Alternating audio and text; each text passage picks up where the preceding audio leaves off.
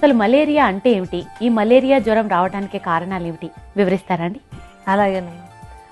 Malaria అంటే ఏంటంటే దాన్ని ఒక ఇతర భాషలోంచి వచ్చినటువంటి పదం మాల్ ఏరియా అని, చెడు గాలి నుంచి వచ్చేటువంటిది అని అర్థం అన్నమాట దానికి. అంటే ఏంటంటే వాతావరణంలో కొన్ని మార్పులు వచ్చినప్పుడే మనకి దోమలు అవి పెరుగుతూ ఉంటాయి కదా. పేరు ఊరికే అది ఎందుకు వచ్చిందని చెప్పుకోవడం పెద్ద దానికి ఉపయోగం అని కాదు. దీంట్లో ఏంటంటే ఇది మనకి దోమకాటు వల్ల వస్తుంది అనేది అందరికీ, ఎక్కడ ఉన్న వాళ్ళకి, ఏ లెవెల్లో ఉన్న వాళ్ళకని తెలిసినటువంటి విషయమే. అయితే ఏంటంటే దోమకాటు వల్ల వచ్చినా కూడా దోమ వల్ల కాదనమాట వచ్చేది. దోమ లోపల ఉండేటువంటి మరొక జీవి, దాన్ని ప్లాస్మోడియం అని అంటారు. ఈ ప్లాస్మోడియం అనేది 4 రకాలుగా ఉంటుందన్నమాట. అంటే మలేరియా వ్యాధికి కారణమైనటువంటి ప్లాస్మోడియం 4 రకాలుగా ఉంటుంది. అది ప్లాస్మోడియం ఫాల్సిపారం అని, తర్వాత ప్లాస్మోడియం వైవాక్స్ అని, ప్లాస్మోడియం ఒవేల్ అని, ఇలా ప్లాస్మోడియం మలేరియా అని 4 రకాలుగా ఉంటుంది. ఈ 4 రకాల్లో ఏది వచ్చినప్పటికీ కూడా, అంటే ఏ జీవి దోమ ద్వారా మనలో ప్రవేశించినా కూడా ఈ జ్వరం వస్తూ ఉంటుంది. అయితే 4 రకాల్లోనూ కూడా ఈ ప్లాస్మోడియం ఫాల్సిపారం అనేటువంటిది చాలా తీవ్రమైనది, ప్రమాదకరమైనటువంటిది. మిగతావి అంటే అన్ని జ్వరాలు ఇదైనా కూడా ఈ 4గింట్లో కూడా అది చాలా తీవ్రమైనది అనమాట. ఎందుకంటే అది తొందరగా శరీరంలో ఉన్నటువంటి కణాలను నాశనం చేసేయటం, బ్రెయిన్లోకి వెళ్ళిపోయి బ్రెయిన్లో తీవ్రమైన పరిణామాలు తీసుకొచ్చి అంటే డెత్ కూడా కారణమయ్యేటువంటి అవకాశం ఉన్నటువంటి ఒక జీవి అది. ఆ టైపు వచ్చినట్టయితే కనుక చాలా డేంజరస్ అవుతూ ఉంటుంది అది. అయితే మలేరియా జ్వరంలో మనకి ప్రత్యేకంగా కనిపించేటువంటి కొన్ని లక్షణాలు ఏమేంటంటే, చలి జ్వరం అనేది కూడా చాలామందికి తెలిసినటువంటిదే. సడన్గా బాగా చలి కుదుపు వచ్చేస్తుంది, కాసేపట్లో నువ్వు మందులు అవి వేసుకోక్కర్లేదు, ఒట్టిగానే అది తగ్గిపోయి చెమట పట్టేస్తూ ఉంటుంది. ఇలాంటి లక్షణం ఒకటి ప్రధానంగా కనపడుతూ ఉంటుంది. అలాగే ఇంకొక లక్షణం ఏంటంటే, ఇవాళ జ్వరం వచ్చింది అనుకోండి, రేపు తగ్గిపోయింది అనుకుంటూ ఉంటాం, మళ్ళీ మన్నాడు వస్తూ ఉంటుంది. ఇది ఇప్పుడు ఇందాక చెప్పాను కదా 4 రకాల ప్లాస్మోడియంలు ఉన్నాయని చెప్పి. ఈ 4 రకాల ప్లాస్మోడియంలో దేని వల్ల వచ్చిందన్న దాన్ని బట్టి ఇది ఒకరోజు విడిచి ఒకరోజు రావడం కానీ, అయితే ఒకరోజు వచ్చి 2 రోజులు జ్వరం ఉండదు, మీరు మందులు వేసుకోకపోయినా 2 రోజులు జ్వరం ఉండదు, మళ్ళీ 3వ రోజు వస్తూ ఉంటుంది. అలాగా 2 రోజులకు ఒకసారి రావడం, 3 రోజులకు ఒకసారి రావడం, ఇలాంటి లక్షణాలన్నీ కూడా మనకి మలేరియాలో కనిపించేటువంటి లక్షణాలు. ఈ చలి జ్వరంతో పాటుగా కొంచెం వాంతులు అయిపోవడం, వికారంగా ఉండటం, ఈ 2 కూడా ఈ మలేరియాలో కనిపించేటువంటి లక్షణాలు. అయితే మరి మలేరియా జ్వరం వచ్చినప్పుడు ఎటువంటి జాగ్రత్తలు తీసుకోవాలి, ఎటువంటి ఆహార నియమాలు పాటించాలి వివరిస్తారండి? అంటే ఏ జ్వరమైనా తగ్గించుకోవాలి. అయితే మలేరియా లాంటి జ్వరం వచ్చినప్పుడు ఏంటంటే ఆ కణాలు, అంటే ఆ సూక్ష్మజీవి మన శరీరంలో ప్రవేశించుంటుంది కనుక అది ఒక పట్టాను వదిలిపోదు. కొన్ని రోజులు యాక్టివ్గా, కొన్ని రోజులు ఇన్యాక్టివ్గా లోపల ఉంటూ ఉంటుంది. ఒకవేళ అశ్రద్ధ చేసినట్టయితే ఏమవుతుందంటే ఆ కణాలు, అంటే ఈ వ్యాధికారకమైనటువంటి కణాలు బాగా విపరీతంగా పెరిగిపోయి శరీరంలో ఉన్నటువంటి రక్త కణాలను తగ్గించేస్తాయి కనుక బాగా ఎనిమిగ్గా అయిపోయేందుకు. ఆ తర్వాత ఏంటంటే కొన్ని రకాల ఈ మలేరియల్ పారాసైట్లు మన శరీరంలో ఇతర భాగాలకు కూడా వెళ్తూ ఉంటాయి. అందాక చెప్పాను కదా, ఫాల్సిపారం అయితే బ్రెయిన్ కూడా అఫెక్ట్ చేస్తూ ఉంటుందని చెప్పాను. అలాగే ఇతర అవయవాలను ఎఫెక్ట్ చేసినప్పుడు ఇంకా కొన్ని తీవ్రమైన పరిణామాలు వచ్చి కొన్ని కేసుల్లో మరణం దాకా వెళ్ళేటువంటి అవకాశం కూడా ఉంటుంది.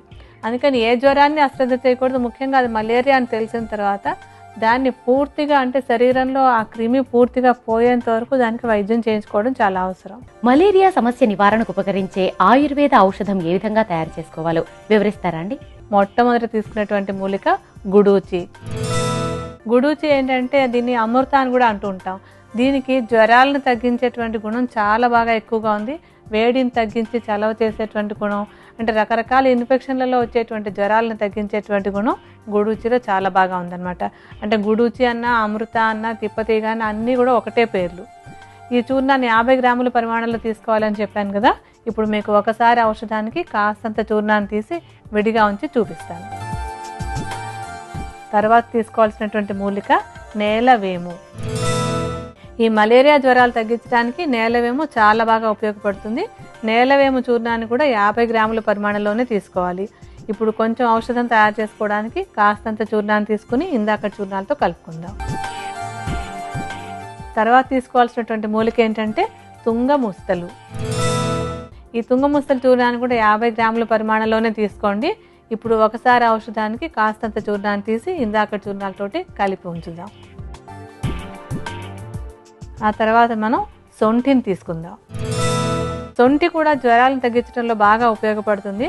అలాగే ఏంటంటే ఎటువంటి జ్వరాలు వచ్చినప్పుడైనా సరే మనకి జఠరాగ్ని, అంటే ఆ జీర్ణశక్తి బాగా తగ్గిపోతుంది. జీర్ణశక్తిని బాగా పెంచితే తప్ప మనం తీసుకున్నటువంటి ఔషధాలు బాగా పనిచేయవు. అలా జీర్ణశక్తిని పెంచడానికి, జ్వరాన్ని తగ్గించడానికి రెండింటికి కూడా సొంఠి బాగా ఉపయోగపడుతుంది.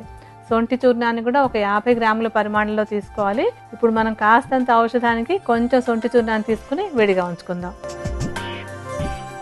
తర్వాత మనం ఈ ఔషధానికి తీసుకోబోయేటువంటి మూలిక తులసి. తులసి కూడా జ్వరాలు తగ్గించడంలో చాలా బాగా ఉపయోగపడుతుంది. అలాగే ఇలాంటి ఇన్ఫెక్షన్లు, మలేరియల్ ఇన్ఫెక్షన్లు అవి వచ్చినప్పుడు చక్కటి ప్రభావాన్ని చూపిస్తుంది. తులసి చూర్ణాన్ని కూడా సుమారుగా 50 గ్రాముల పరిమాణంలోనే తీసుకోండి. ఇప్పుడు మనం కొంచెం ఔషధం తయారు చేసుకోవడానికి కాస్తంత తులసి చూర్ణాన్ని తీసుకుని వేడిగా ఉంచుకుందాం. ఆ తర్వాత త్రిఫలా చూర్ణం కావాలి మనకి. త్రిఫలాలు అంటే ఉసిరి, కరక, తాని, ఈ మూడింటిని సమానంగా తీసుకుంటే కదా మనం త్రిఫలాలు అంటూ ఉంటాం. ఈ మూడు కూడా ఏంటంటే ఒక రసాయనం లాగా, అంటే ఒక టానిక్ లాగా పనిచేసేటువంటి మూలికలు. ఈ జ్వరం వచ్చినప్పుడు మనకి శక్తి తగ్గిపోతే ఆ శక్తిని మళ్ళీ తిరిగి ఇచ్చేందుకు, అలాగే ఆ సమయంలో మలబంధం అలాంటిది ఏం లేకుండా విరేచనం సాఫీ కావడానికి కూడా ఈ త్రిఫలా చూర్ణం బాగా ఉపయోగపడుతుంది. ఈ మూడింటిని కలిపిన మిశ్రమాన్ని 50 గ్రాముల పరిమాణంలో తీసుకోవాలి. ఇప్పుడు మనం ఒకసారి ఔషధానికి కాస్తంత చూర్ణాన్ని తీసుకుని ఇందాక చూర్ణాలతో కలుపుకుందాం.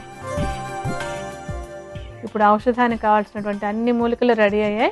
ఈ మిశ్రమాన్ని బాగా కలుపుతాను. ఇలా ఈ చూర్ణాలన్నింటినీ కలిపి ఒక బాటిల్లో పోసుకుని ఉంచుకోండి. దీన్ని ఎలా వాడుకోవాలంటే సుమారుగా ఒక చెంచాడు చూర్ణాన్ని తీసుకుని 1 కప్పు నీళ్లు బాగా మరిగించి ఆ నీళ్ళలో 1 చెంచాడు చూర్ణాన్ని వేసి సగం నీళ్ళు ఎగిరిపోయే వరకు నెమ్మదిగా కాచాలన్నమాట. దాన్ని గోరువెచ్చగా ఉండగా సుమారుగా ఒక 30 మిల్లీలీటర్ల పరిమాణంలో తీసుకోవాలి. ఈ ఔషధాన్ని తీసుకునేటప్పుడు కొంచెం దానిలో తేనె, అంటే తగినంత తేనె కూడా కలుపుకోవాలి. తగినంత తేనెని కలిపి ఈ ఔషధాన్ని పొద్దున్న, మధ్యాహ్నం, సాయంత్రం 3 పూట్ల, అంటే జ్వరం తగ్గే వరకు 3 పూట్ల తీసుకోవాలి. ఇలా తీసుకుంటున్నట్టయితే కనుక జ్వరం తొందరగా తగ్గిపోతుంది. అలాగే దీని నుంచి ఇతర కాంప్లికేషన్స్ అవి రాకుండా కూడా ఈ ఔషధాలు రక్షిస్తాయి.